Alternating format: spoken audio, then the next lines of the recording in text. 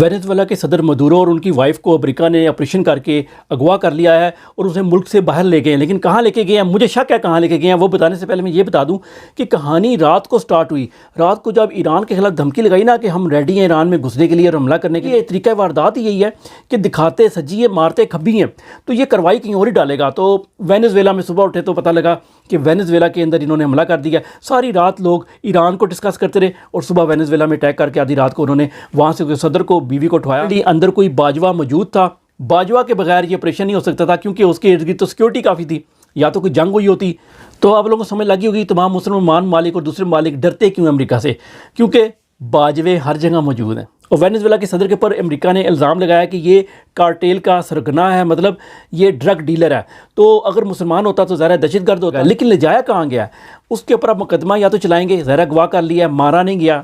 پاکستان کی طرح، Usama bin Laden کی طرح۔